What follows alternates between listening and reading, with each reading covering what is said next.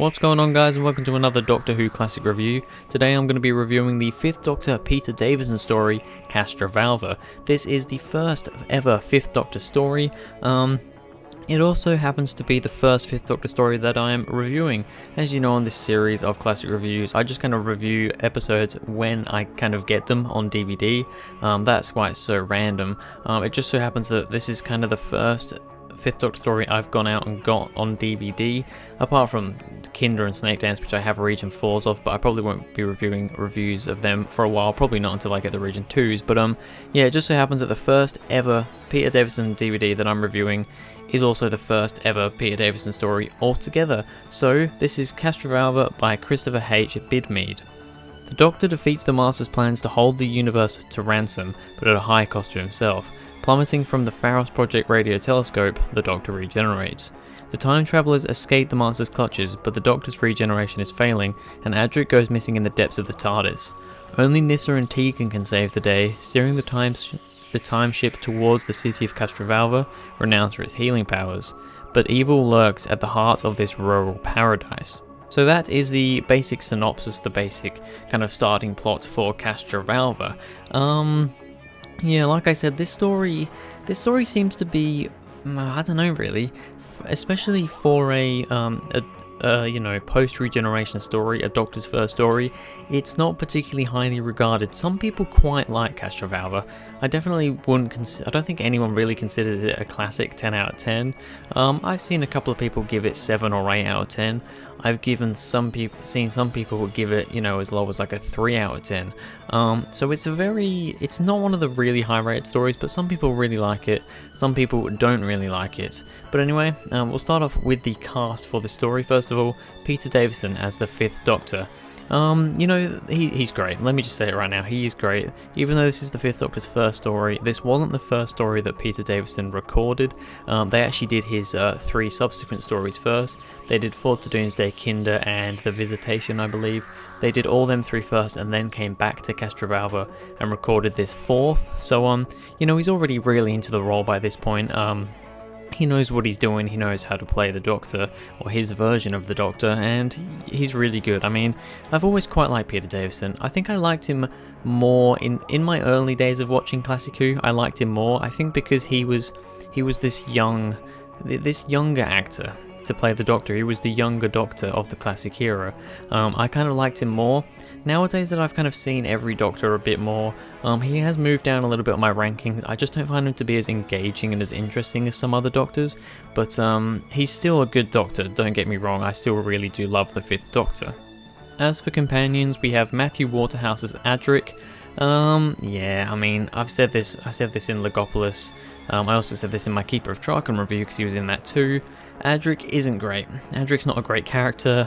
Matthew Waterhouse is not a very good actor, and altogether, it's not great. I mean, he has his moments, which are okay. For most of this episode, he's kind of stuck on his own with the Master, kind of trapped. So he doesn't do a lot, apart from at the start of the story, but I mean, he's there. He's part of the plot point, I suppose, so yeah. We then have Sarah Sutton as Nyssa. I quite like Nyssa. Personally, I think she does an alright job in this. Once again, there's the odd moment where it's not great, but I think out of the 3 companions, Adric, Nyssa, and Tegan, Nyssa's definitely my favourite companion. I also do think that Sarah Sutton's probably the best actor of the 3. So she's definitely the most interesting to watch. It's a shame that she kind of gets pushed aside later on in the Peter Davison era, but yeah, she does a pretty good job. And then of course we have Janet Fielding as Tegan Jovanka. Yeah, she does alright. She has a few pretty cringy moments. That's what I don't like about Tegan. She has a few little cringy moments, and the way she smiles, the way she laughs, she can be irritating. I mean, she's known as the irritating companion. So I mean, you know, she's not my favourite. However, yeah, she's alright. She's kind of just there.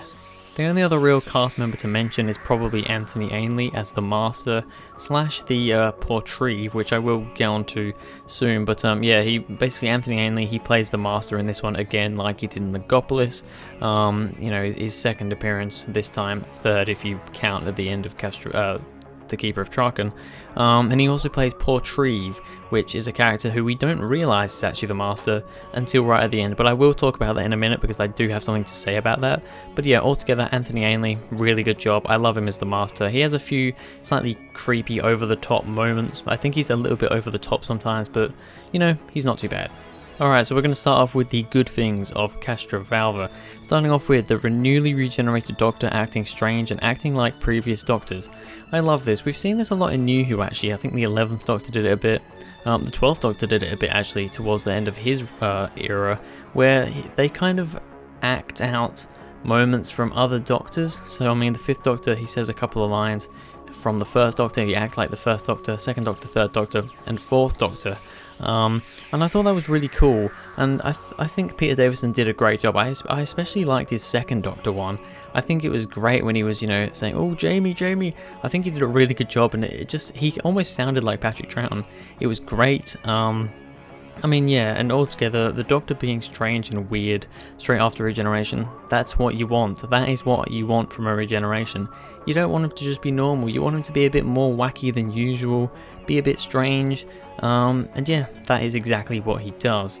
Part 1's cliffhanger with the TARDIS flying into the biggest explosion in the universe, that was a pretty cool thing. Yeah, basically at the end of Part 1, the TARDIS flies into the biggest explosion in the universe with the Doctor. I'm pretty sure the Doctor's like pretty much knocked out. I mean, he has to go to this Zero Room to kind of heal himself, I suppose, and he has to go to Castrovalva to fully heal himself, but because of his regeneration going wrong for some reason, he's kind of all over the place, a bit crazy at times, and then he kind of just like goes unconscious for a bit, and that happens when the TARDIS is going all crazy and explosion. It kind of gets resolved pretty weirdly and pretty quickly in Part 2, but I thought it was a really cool, a really gripping cliffhanger at the end of Part 1 to have that happen. Also, the Doctor moving around on the wheelchair was hilarious. Yeah, I mean, the 5th Doctor ends up finding a wheelchair, and it's great because he sits in it, and then he goes to like move, and it's actually an electronic wheelchair, and it like wheels him around. I thought that was such a funny moment. I thought that was really good. And just seeing like wheeling around and going crazy, you know, when he goes into the console room with Tegan and Nyssa there, and he kind of just starts driving around in circles. I thought that was a really funny little moment.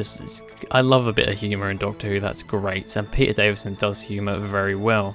Adric being behind that screen was an interesting idea. Yeah, basically, that screen that the Portreeve showed the Doctor, where it kind of shows you things happening. It like shows you like little screenshots almost of things that have been happening. It turns out that that's actually the Master's TARDIS behind there, and that's where Adric is. I thought that was a nice little twist. And also, I like the end where the Master got trapped in Castrovalva.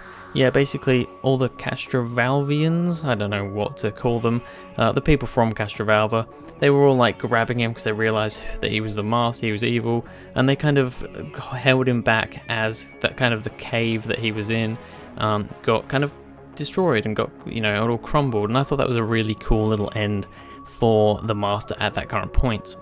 Now we go on to some of the bad things. Sadly, this is a rather large list. I've actually kind of got it's almost half and half really with good and bad, which isn't great for a story. You don't want that much bad, but starting us off, some of the writing and acting is poor. Yeah, I mean, the 80s is known for this, especially when you've got Adric in there. Acting is not great. And some of the writing as well feels really lazy and really poor, which we will get onto in a second.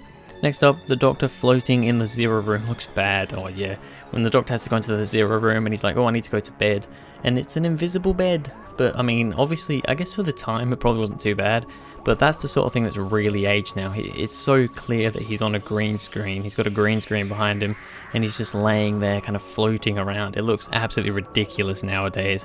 Like I said, probably back in the day it probably wouldn't look that bad, but yeah, it doesn't look great now. Hasn't aged very well. There are a lot of slow parts, like Nyssa and Tegan carrying the Doctor through a jungle. Yeah, I mean, I thought as a whole, that part was alright. It was alright to include it, but it did go on for a bit, you know, them climbing around, them, you know, moving stuff around. They had a bit of dialogue in there, but it was nothing completely crazy and interesting. And also, one bit that really kind of got me like, why are we doing this? Was when the Master was with Adric, and he would press that button and he would like go up, and he would like slowly move up to you know, a higher level so that he could talk to Adric and not be so low down. That was ridiculous. It looked so stupid. Anthony Ainley looked so silly when he was just, you know, slowly moving up, and there was no dialogue. I mean, I know at one point, because it happened twice within 5 minutes of each other. I remember at one point he was going up and you could see him like looking around like, oh, are we at the top yet? Really slow. This episode is very slow in some places. This could have easily been a 3-parter. Honestly, it probably could have even been a 2-parter in some ways, but that may be pushing it a bit, but yeah. And also it uses a similar concept of rooms repeating themselves from Logopolis. I think one of the reasons why this episode doesn't work too much for me is because it's too much like Logopolis.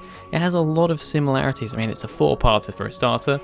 The first part and a half are set pretty much primarily inside the TARDIS, which is the same as Logopolis. We have, obviously in Logopolis, we have the repeating TARDIS rooms.